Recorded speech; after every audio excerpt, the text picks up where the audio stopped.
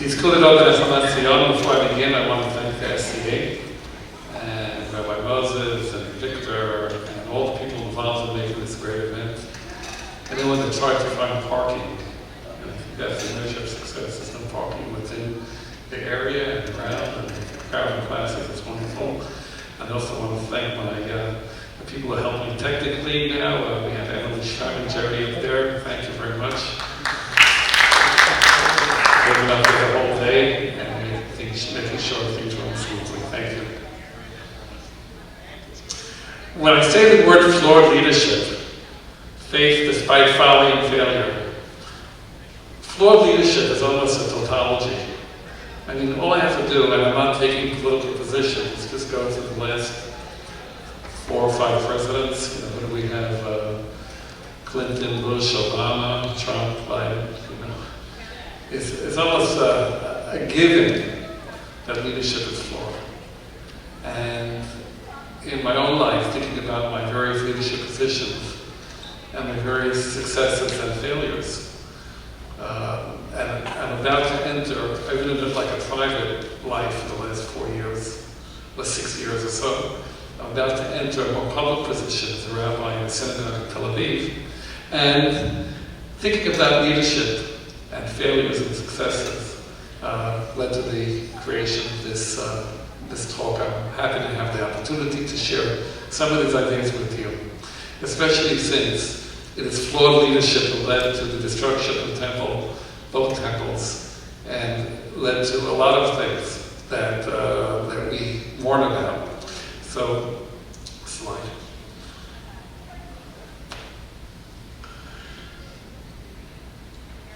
Yirmiyahu criticizes the leadership, and he says, the right slide code. HaKohanim lo amru ahiyah Adonai, v'tosei Torah lo yida'oni, v'haro'im pashu bi, v'nevi'im nibe'u b'ba'al, v'acharei lo yo'ilu halachu. We have here the elements of leadership in the first temple period. And Yirmiyahu looks around and says, there's no leaders in every single aspect of life. The cultic religious, they didn't seek out God. The shepherds, they have failed against me. The Nevi'im, the ones most closely connected to God, Dibe'u b'ba'al, what a failure. V'acharei lo yo'ilu halachu. And they all went after things that have no purpose and no goal. Yirmiyahu very clearly points to the lack of leadership as one of the reasons for the degeneration of the Jewish people. That's in the first temple. In the second temple period, it's even worse. You know, we all think of the story of the Hashmonaim, and Matityahu, Mila Hashem Elai, who with God for me, Yehuda Maccabee, these are the Maccabees. By the end of the Maccabee period, it degenerates into the same type of intrigue, with a father killing a son, with a wife being suicide, terrible things, to the point where after Shlomo Malka, Salome the queen, her 2 sons, Aristobulus and Hyrcanus, have a tremendous battle with one another. And actually, Hyrcanus is the older, and Aristobulus makes a bid to become the king, and Hyrcanus gives in. He says, okay, you know what? He was a kind of a little bit of a quiet person, more passive. And he gave in to Aristobulus, so you come, you be the king.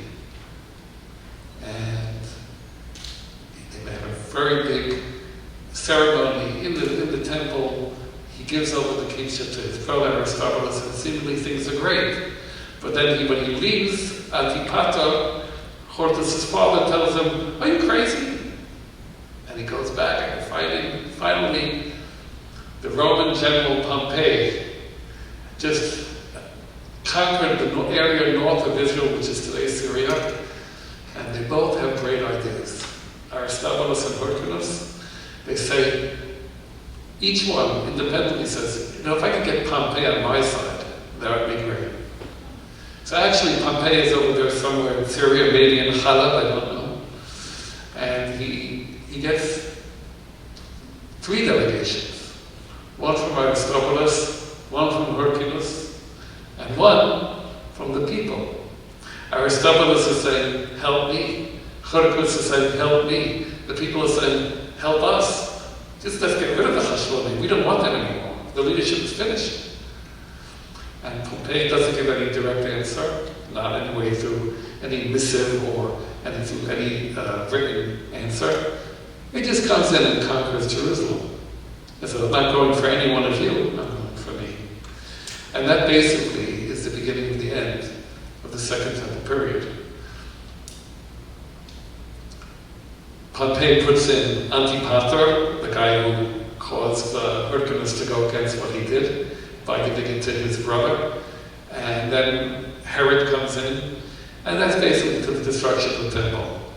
At the end of the period, the Kohen, being the high priest, was given to the highest bidder. It was just total degradation, total destruction of any real leadership. First temple, bad leadership at the end. Second temple, bad leadership. To the point where the temple doors wouldn't close by the end. The temple wouldn't close, and it was a sign that was the end. And even Rabbi says it was a destroyed house that was destroyed. It was already, the decline had happened about 100 years before, and that type of leadership was finished. That flawed leadership, political leadership, religious leadership was finished, and a new leadership developed, thank God, from within Am Yisrael, and that's the leadership of Rabbi Yochanan ben Zakkai that saved the Jewish people by heading underground. But I want to talk about flawed leadership today.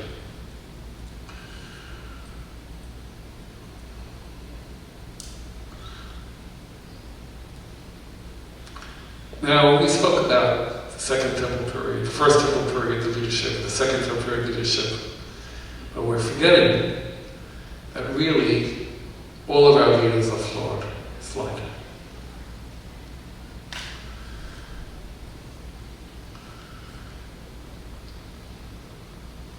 Moshe Rabbeinu, David HaMelech, Aaron HaKohen. Each of them, we have Pesukim, and I'm not going to read them, where you can look at them. They're criticized. They have flaws. For me, one of the proofs of the divinity of the Tanakh is that no leader goes unscathed. Our great heroes, each one of them has their problems. Like about Moshe Rabbeinu, it says, Ya'ad lo ha'emantani lahaktisheni b'nei ha'am. But to Moshe and Aharon, after the Egel, David HaMelech, after the situation with Bathsheba. And these are our heroes. There's a tendency, or one approach to teaching these stories that you find in some certain types of schools and yeshivot. Try to paper over the stories of saying they were all great and all that, but they really were great. Our Tanakh and our Talmud do not paper over these stories. And I think when we teach them straight, it shows us that it gives to how to bounce back from failure and from flaws. Look, no one is perfect. No one is perfect, and we all have flaws as people and as leaders. No one is perfect, of course, except my wife Michal. She is perfect. By seeing the flaws, and sometimes the fatal flaws of our great leaders, they become accessible, they become models of real emulation. And they become the example of how to go ahead with faith. Flawed.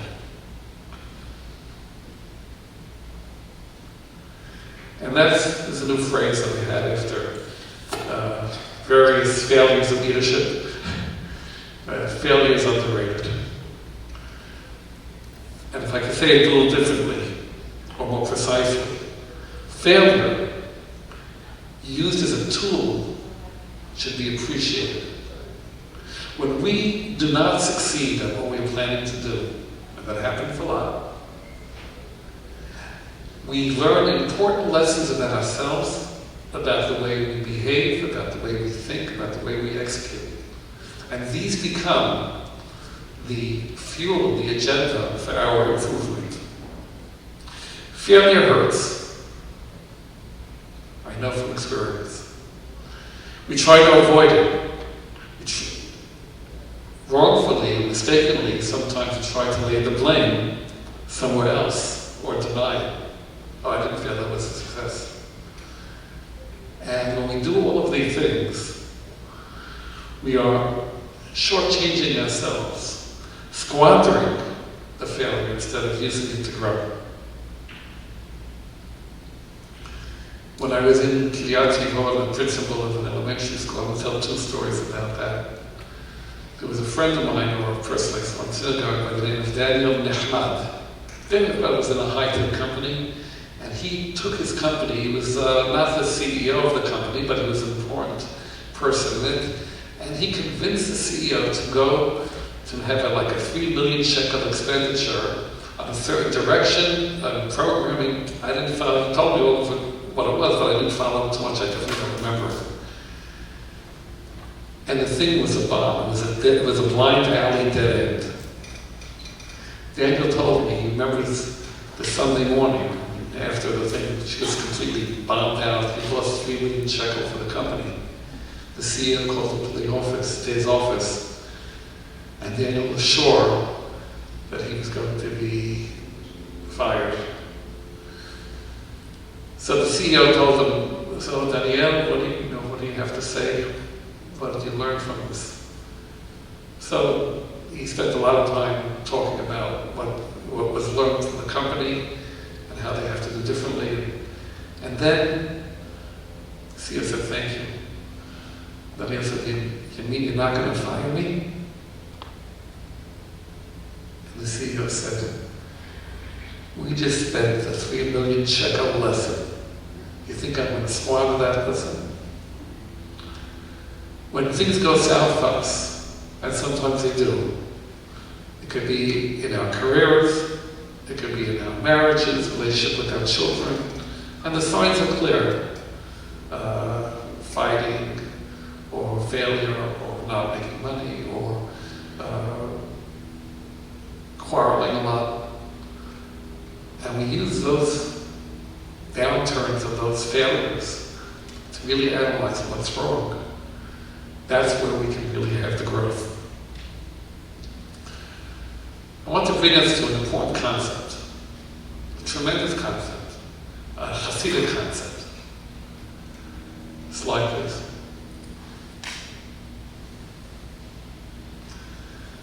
This is a concept of the mirror. It's a concept that was said by the Baal Shem Tov, the founder of Hasidut. And it's a concept, if you take away one thing from today, this is the idea that I'd like you to take away. Because this allows us to take our failures and the flaws that we see in others and use all that for grist for our middle of self-development and self-improvement. So, what is the concept?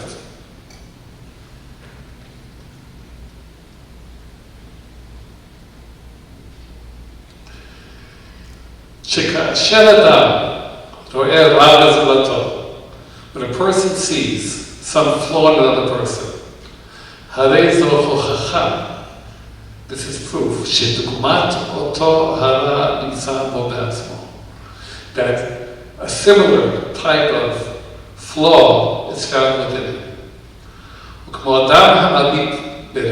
Like a person that looks in the mirror,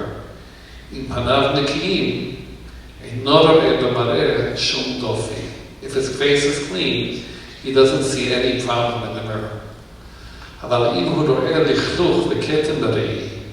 But if he sees in the mirror some dirt or some stain,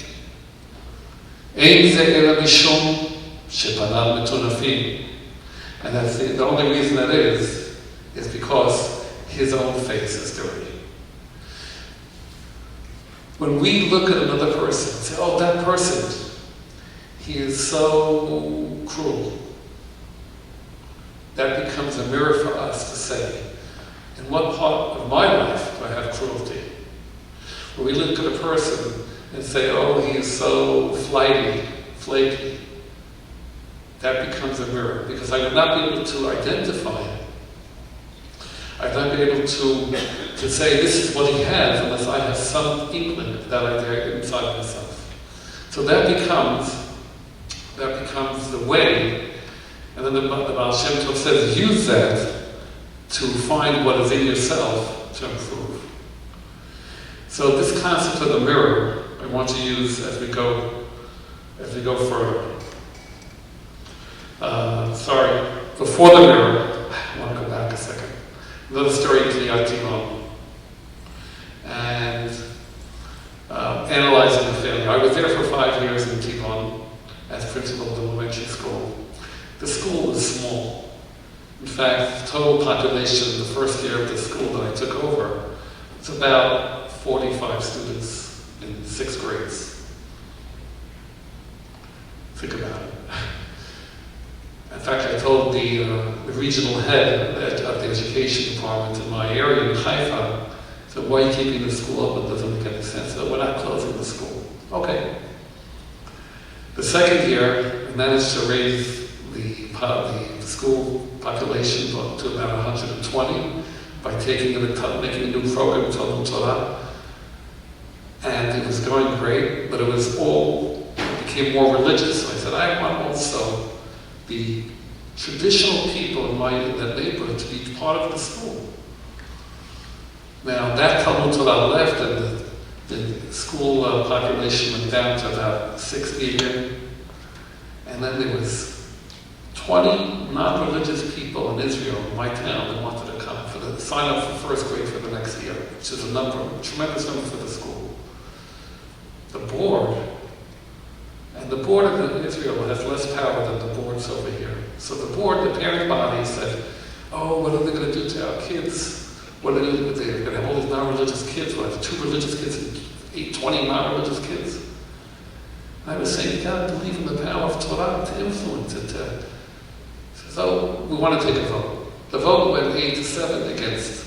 I was upset. And I said, if you don't get an enrollment, I'm not going to continue here. And we didn't get the enrollment. We had 3 kids in the first grade instead of 23. And I said, I'm not willing to work anymore. 3 years later, the school ended up taking my policy. Some of the parents left, but a lot more parents came in. And I wasn't in the school any longer. And I said to myself, I felt bad about leaving that school.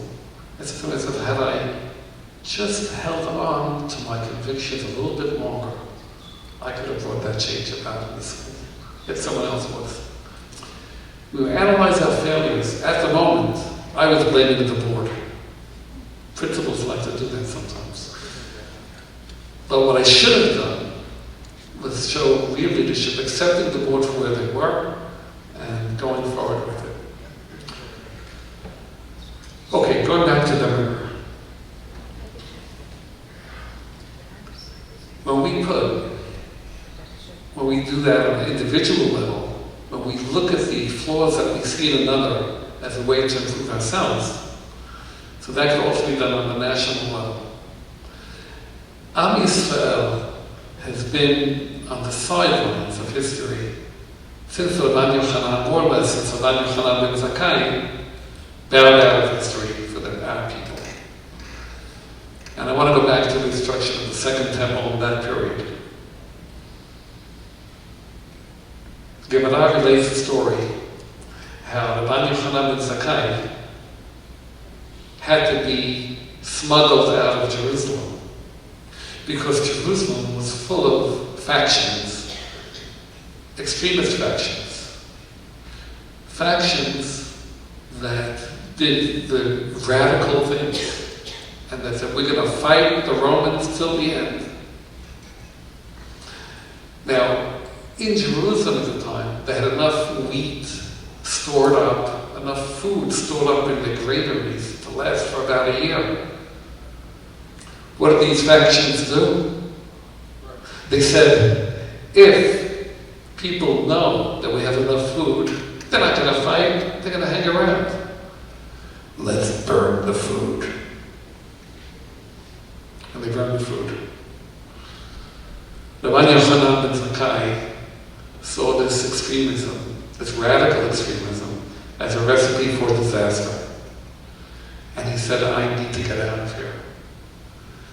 Now, the extremists didn't want anyone leaving either, so if people would leave, they would have someone at the gate, making sure they wouldn't be allowed to leave. The only would be allowed to leave to be buried outside of the gate. So when people would be buried, before they would take them out, they would make sure they were dead by stabbing the corpse. Anyway, the leader of one of these extremist factions was Rabbi Yochanan ben Zakkai's brother-in-law, or relative, I forget which one. And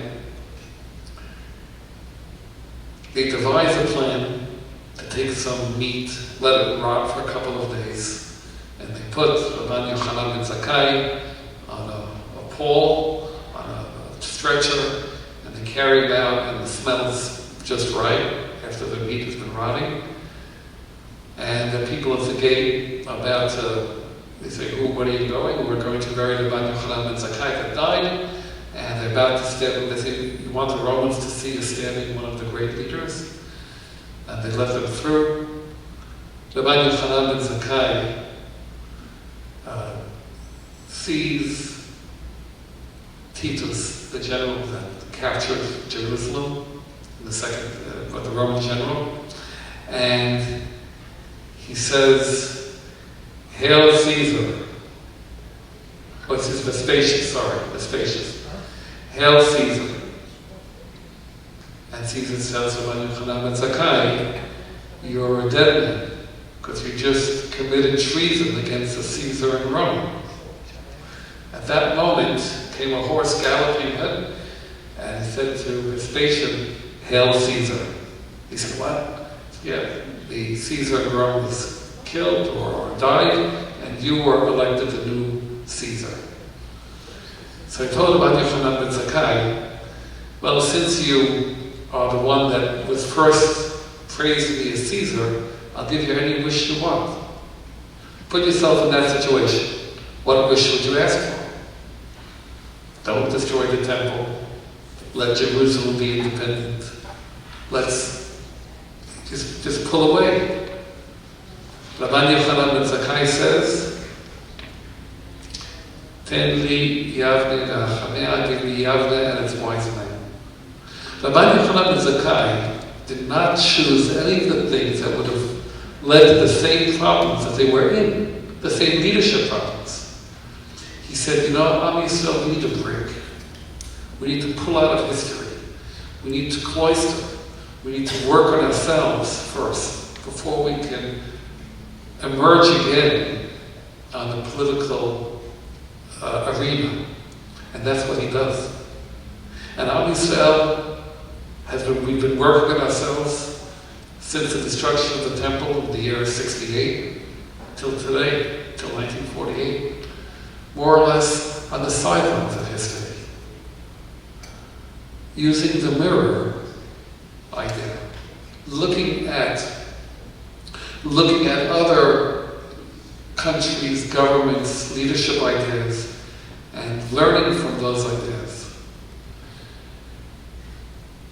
One of the explanations, a Jewish thinker by the name of George Steiner said, why do the Jewish people have so many Nobel Prizes? It's a question that comes up a lot. I have my own answer. It's because the Goyim don't have Chazarat HaShas to think about things. George Steiner says that the Jewish people were always outside insiders, or inside outsiders. They were part of the countries that they were in, part of the cultures, but never really one and the same with the culture. So they always knew the culture intimately, but were able to criticize it from outside. That ability of being on the sideline of history and using that situation as a mirror to see where in ourselves we have to improve allowed the Jewish people to really survive, number one, but also to constantly work on self-improvement and think of new ideas and better ways of doing things. So the work that we have to do, now that we have re-emerged, thank God, in the political arena as a nation, the work that we have to do is similar. We have to look at other nations, see where our flaws are, and work on that. Actually, it's quite a disappointing view, and anyone that's lived through the last decade or two knows that we're in a sorry state.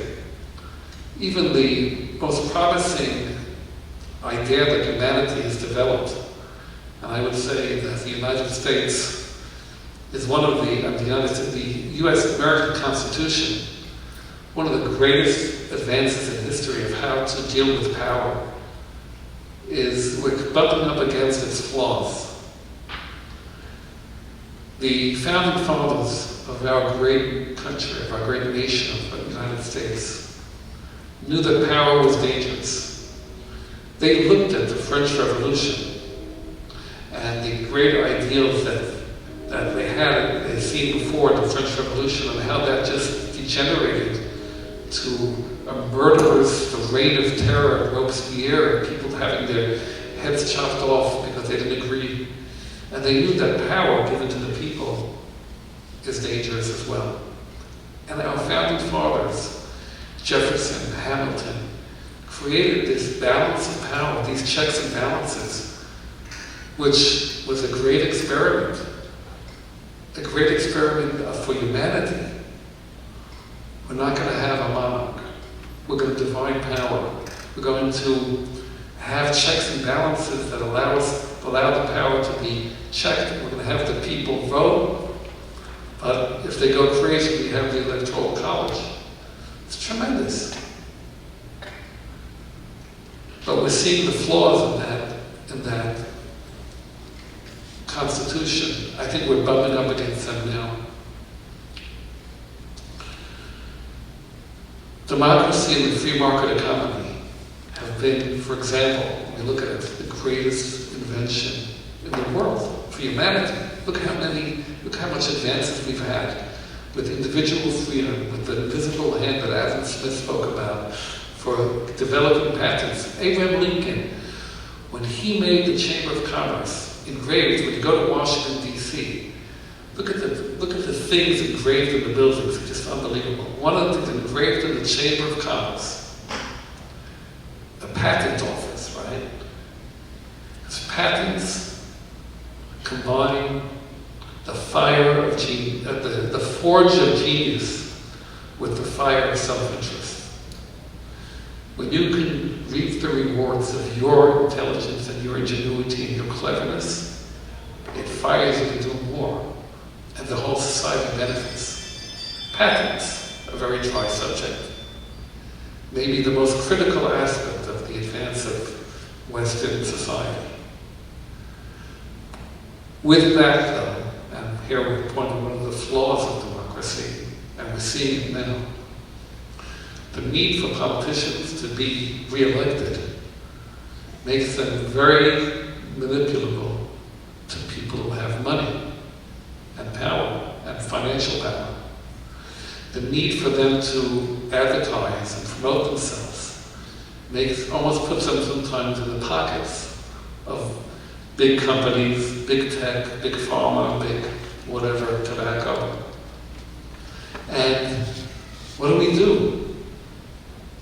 Congress has tried in different countries, in Israel as well, to solve this problem by limiting campaigns, finance laws and things like that, but there's always ways around them, because powerful people, financially powerful people, want to get their policies passed, and they find ways to get around them.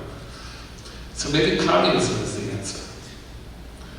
Communism, it's great. Cradle to grave security, economic security. Everyone gives according to their ability and gets according to their needs. There was a town in Israel that decided they're going to, this is not the kibbutzim are a whole story, but another town that's called Yavneel, where the rabbi decided he's going to have a store and a society where everyone gives according to their ability and takes according to their needs. What happened was they did the opposite. They gave only what they needed to give, and they took according to their ability. And communism is a great idea for the ministering angels. Malachi HaSharet would be great with communism. Yet human nature is the opposite. So what we're saying is that all these systems, I just want to quote something that Tish'a BeAb said in his presentation about 2 hours ago. Tremendous idea about communism. He said, if you want to think about the only place in the world where society cares for everyone who needs and everyone participates in the way they can, there's one place where that worked. That's the Syrian community. That was a tremendous statement. Where we have Folly, we have all these things where people, you see these drives every Shabbat a drive in synagogue. And on the one hand you might say, I'm going to give us a break. On the other hand, when you think about it, these drives are supporting the bedrock of our safety, our social safety net, and other things, and doing great things for our community. So, communism can only work when you have really moral, ethical people of integrity like we have in our community. We're in a leadership crisis in our time. America and in Israel. In Israel, we've had 4 elections in the last 2 years, and we're teetering on the brink of a 5th election. To speak a little bit of Israeli politics, I'm sure everyone follows, I'm sure. Whether you love Netanyahu or not, I personally think he's one of the greatest prime ministers that Israel ever had in its short history. Netanyahu's character flaws were so apparent that most of the people that brought him down now were formerly his partners and worked for him in various capacities. American presidents have their flaws, whatever side you're on. Clinton, Obama, Bush, Trump, Biden.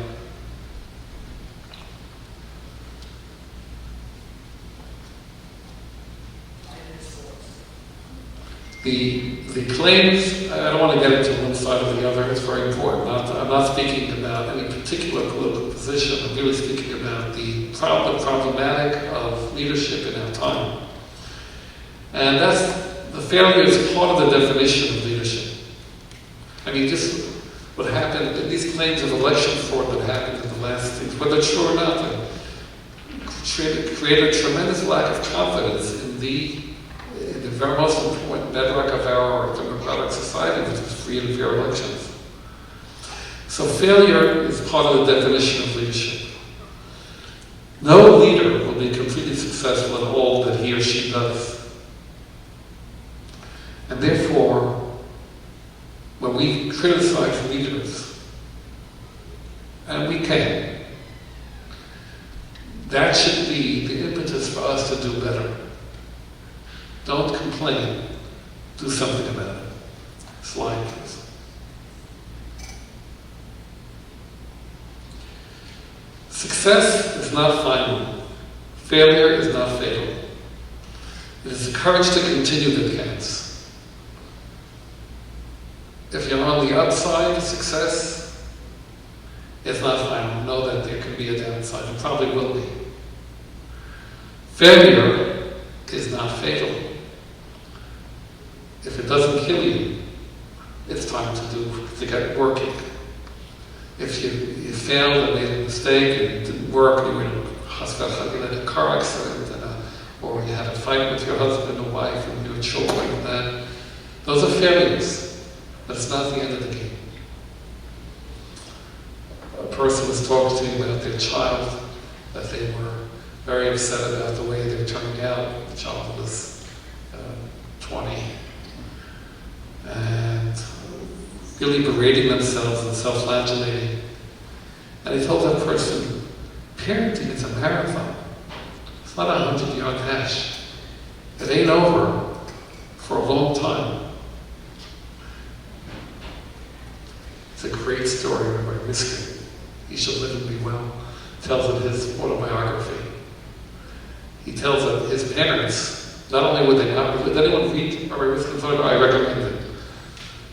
Not only was his parents not religious, they were anti-religious. They were communists.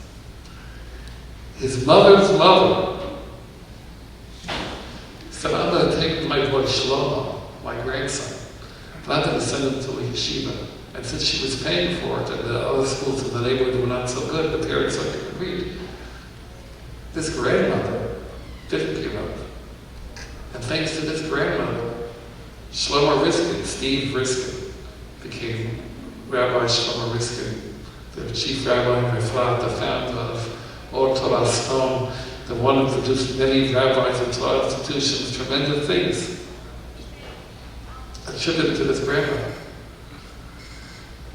So failure is not fatal. It is the courage to continue that counts. And that's where faith comes in. At that point, faith is very hard. At the point where you didn't succeed completely or even failed. That's where faith comes in, because faith in ourselves is difficult at that point. We just failed. And therefore, we turn at that point and we say, Hashem, I'm at your service. I'm willing to do your will in this leadership position, wherever it is. If you want to succeed, show me the way. Now, I'm quoting myself. After the first year, when I took this position in Kiryat Timon, and it was 45 students in 6th grades, before that I was principal of 70 staff members of a school of 70 staff members. So I thought this is going to be a cinch. The first day in school, we had Ethiopians bust in from a different part of the country. And it was like West Side Story. The gangs and the fighting, the things. After a week, I said, I can't handle this. I was cracking up. At that point, I turned to Hashem and said, Hashem, Ralph Tawil cannot do this job. It's beyond me. I'm here. I'm willing to put myself in your hand. If you wanted to succeed, help me. And that was the time that my supervisor said, we got to do something about this. And together we turned it around. So it takes faith not only in yourself, but in the correctness and the rightness of what you're doing, and that is something that Hashem wants to accomplish in the world. Flawed leadership. Come on, even Moshe Rabbeinu, the greatest leader, had his flaws. The Torah tells us. I wouldn't say it if it wasn't true. So when we hit upon our own flaws, our own shortcomings, and it slaps us in the face with failure, our only question could be, okay, now, how do we improve because of it? It is hard, and it's almost impossible, but not completely. It's like Bnei Yisrael hitting Yam Suf, and they cry out to Hashem, we can't go forward. They said, God, behind us is the Egyptian army. And Moshe turns to Hashem, and they're of course critical of Moshe. They tell him,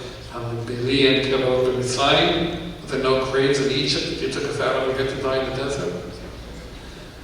And Hashem tells Moshe, and I want to use it as a metaphor, for every time we hit a brick wall, for every time we hit the Red Sea, and there's no way to go forward and nowhere to go back. Ma titzak elai, daber b'nei Yisrael v'Yisrael, continue forward. For all of us in our personal lives and in our leadership lives, when we hit that brick wall, turn to Hashem and say, He's telling you to go forward, and He'll show you the way.